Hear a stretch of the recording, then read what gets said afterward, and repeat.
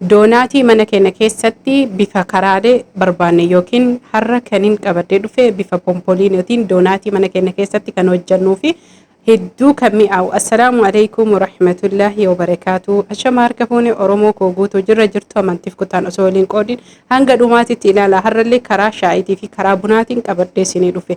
Tokkoffaa irratti akkuma baratame yeroo kamiyyuu jechuudha. Har'as harcee burcuqqoo lama. Akkaataa maatii keessanii yookiin nama mana keessaniiti aanan maankaa tokko hubadhaa. Namoonni biyya jirtan aanan dhangala'oo qofa qabdan sukkaara maankaa lama, maankaa nyaataa guddaa, kaamiraa maankaa tokko. Achi booda mootuyyuu bikin boodaraa maankaa xiqqaa tokko namoonni ishigii qabdanillee biyya keenyatti ishigii waraqaalleen akkana gurgurama. Itti gootanii achi booda sooqidda hanga isiniif barbaachisu waan xiqqoo wayii itti gootanii hubadhaa sirriitti aanan dhangala'oo, aanan horii, aanan re'ee, aanan hoolaa hunduyyuu aanan gaalaallee ni ta'a jechuudha. Hubadhaa sirriitti kan isin beeytanii addaan baafachuu qabdan killee tokko nu barbaachisa. Aanan harcee namni aanan harcee qabdan aanan harcee maankaa sadii bishaan burcuqqoo tokkoof walakkaa oowwiftanii jechuun oowwaa yoo isiniin jedhu jiddi galeessa biyya oo'aa yoo jiraattan kam ala jiru san itti kurtanii bisha aanan saniin miciitan jechuudha. Namni barbaadan ammootuyyuu namoonni tokko maal jedhanii hayyee aanan harcee erga qabaadhe aanan harcee san maankaa 4-3-5 itti godhe bishaaniin miciquun hoon tahaa warri jettanii gaaffii akkasiillee na gaafattan ni jirtanii. Wanni sirriitti isin hubachuu qabdan doonaatiin karaalee bareedaa ta'e filatamaan hojjechuuf aananii miciquu qabna. Erga miciidhee jennee xiqqoo akka wal nuu fudhatuuf dhiifama of kolchaa isiniin jedha.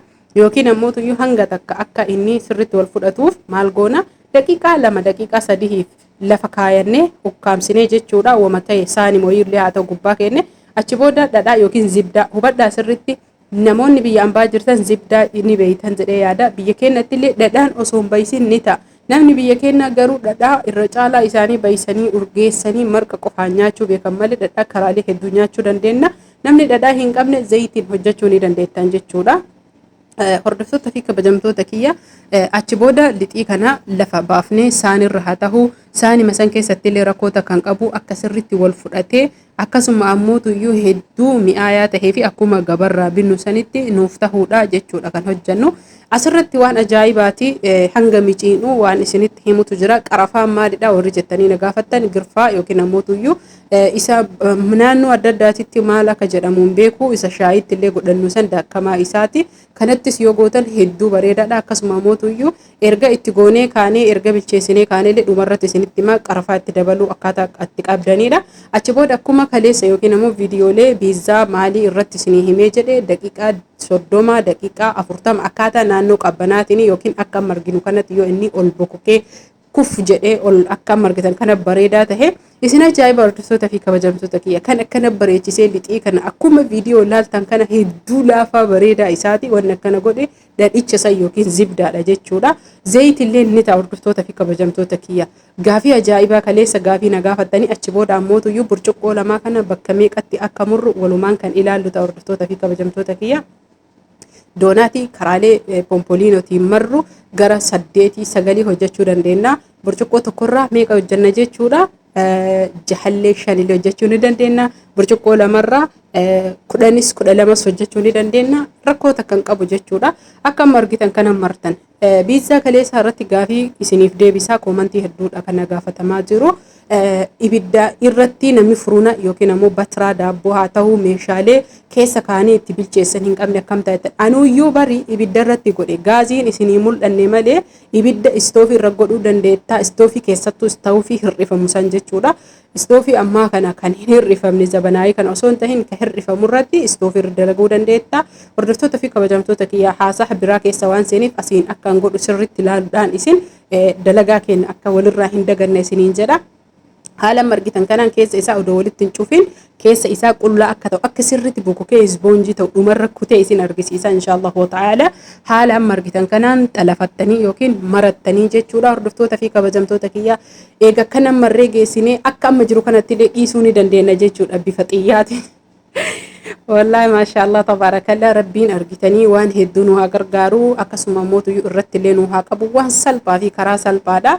Akka barbaadanitti bifa onneetiin, bifa urjiitiin, bifa qurxummiitiin walumaa galatti bineeldota irrallee hojjechuu bineensota irrallee suuraa daa'imman namni qabdan ijoollee teessan gammachiisuuf haala amma argitan kana argitanii akka inni itti bareedu. Inni kun yoo xabbasnee jenne akkamitti akka mi'aawuu fi akkamitti akka bareedu namoota qammas yookiin ammoo namoonni na beeytan jala kana yoo jiraattan nyaatolee kanneen kan dalagu koomantii barreessaa maatii kiyyaa isiniin jedha. Waan jedhutu jira warri tiktookii kiyyaa jala jirtan hundi keessanuyyuu yuutuuba kiyya dhaqaatii sabskiraayib godha. Koomantii kana jechuudha asirratti argee namoota hedduudha namni qoricha fayyadamtanii akkasuma mootuyyuu hedduu anillee niin gammadee aaree dhiisaa jiraayyuu sababbiin isaa viidiyoo waan hin laallamneef jecha garuu ammoo yoo isin akkanatti gammaddanii namnummaan tokkollee ta'u ittiin fayyee wallaahi laazim dhugaa dubbachuuf akka hojjedhu hamilee fi jajjabina naaf taatanii koomantiin dhugaa rabbii nama gammachiisa. Hordoftoota fi kabajamtoota kiyyaa achi booda zayitii kenna ifannee zayitiin sirritti oo'uu qaba akkan dhuyne jechuudha. Akkasitti danfullee hin qabu oowwuu qofa danfuu fi oo'uun garaagarummaa qabaa miire.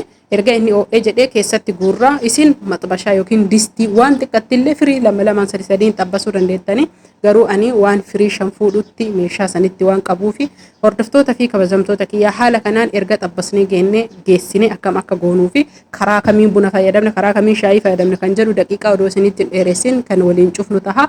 Haalaan margitan kanaanii hedduu bareedaa kan tahee fi akkasuma ammootuyyuu maallaqa guddaan gabarraa hin beeytan firiin takkittiin birrii meeqan yookiin riyaala haara meeqan akka bitamu doolaara warri biyya gugurdatan jiranillee ni beeytanii haaluma salphaa taheen mana keessan keessatti karaalee hedduun qofa karaa laafaa taheen hojjettanii ittiin gammadus akkasuma immoo qophii adda addaati irratti illee ashkaala yookiin alwaan akkuma uummanni arabaa jedhe bifaa fi karaalee hedduu akkasuma mootuyyuu akkaataa ijaarsa qaama isaa yookiin ammootuyyuu bareedina itti goonee hojjechuu ni dandeenya.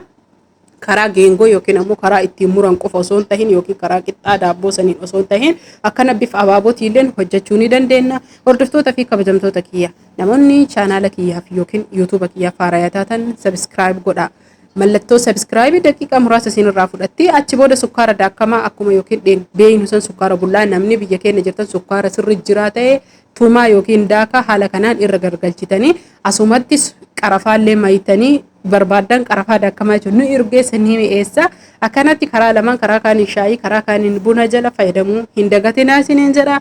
Horaa bulaa turtii gaarii fayyaan faaya isiniin jedha. Waa'ee fayyaallee qorichaallee inshaallah wa ta'ala yoo viidiyoon kan ilaallamu ta'e ni hojjedha. Garuu viidiyoolee yoo hin ilaallamne turee namoota fayyadaman qofaaf jedhee ni hojjedha. Asumaan dhaqaan yuutuuba kiyya namni tiktookii kiyya jala jirtan sabskiraayib godhuu hin dagatina. Ammoo warri yuutuuba kiyya jala jirtan warri sabskiraayib gootan koomantii yaada babbareedaa maashaallah jedha. Akkasuma ammootuyyuu du'aayii keessan sannaa godha du'aayitti hajooma. Akkasuma ammootuyyuu laayikii mallattoo laayikii cuqaasuu hin dagatina isiniin jedha. Hordoftoota fi kabajamtoota kiyya an baay'ee isa kana sabskiraayib naa godha laayik naa godha akkas isa sen dubbachuu hin dagadha isiniin galee waan hojjedhu qofa jarjaree hojjedhee dhiisa. Isin ammoo ufumaan beekaa viidiyoo kiyya yoo argitan sabskiraayib laayik sheer godhaa nagahatti wassalaam.